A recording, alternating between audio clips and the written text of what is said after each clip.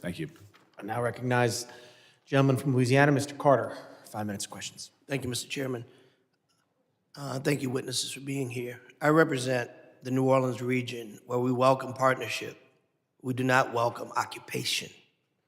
What we're seeing unfold in our community is not public safety. It's a political stunt wrapped in badges, armored vehicles, and military uniforms. ICE and Border Patrol agents have descended into our community with no transparency and no meaningful coordination with local officials. The militarized forces who are not trained in our local laws, not trained in community-based de-escalation, and do not know our neighborhoods or our people. This is a recipe for disaster, confusion, and dangerous mistakes. Our communities are not a stage for political theater.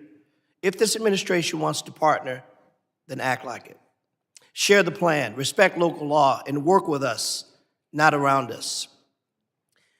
Unfortunately, Kristi Noem, our secretary, had to leave in the middle of a very important conversation to go and talk about dismantling FEMA, a discussion we'll have at another time that for the life of me, I simply can't understand why we would want to decentralize the Federal Emergency Management Agency, an agency that is needed more now than it was needed when it was first created, as natural disasters continue to happen more often than ever before in places it's never happened before. But nonetheless, if she were here, but she's not, I'll ask her chair. Secretary Noem, I recently stood with local elected leaders from the city of New Orleans and our mayor-elect, Helena Moreno, as they urged DHS agents to commit to transparency, due process protections, identifiable federal agents, safeguards against discriminatory enforcement, and humanitarian protections.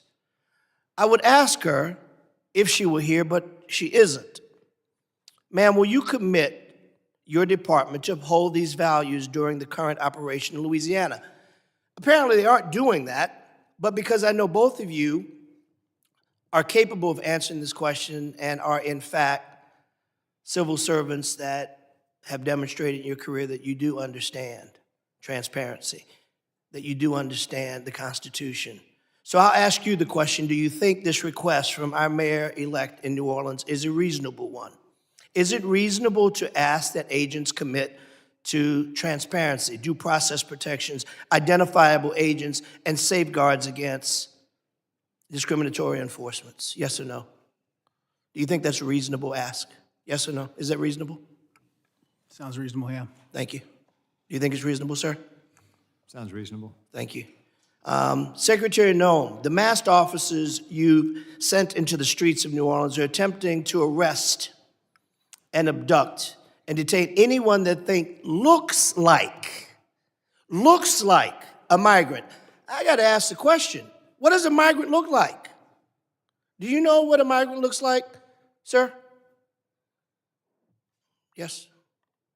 Can you define what a migrant looks like to you? I cannot. Thank you. Can you tell me what you think a migrant looks like? These are targeted raids. Can you tell me what they look like? Yeah, you have to stop them, you have to check their identification. Okay, but can you tell me, if you were describing to me as a new $50,000 bonused ICE agent, what does a migrant look like?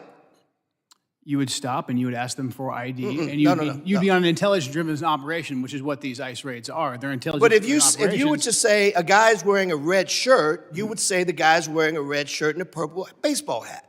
You would be able to give that description. But can you give a description of what a migrant looks like? Can you give a description of what a migrant looks like? We need to deploy ICE officers to stop people and ask them, and they go on intelligence. I reclaim my time. You clearly don't want to answer my question, and that's unfortunate because the American people want to know these answers. We want to know. I've got a quick video I want to show before my time runs. Please.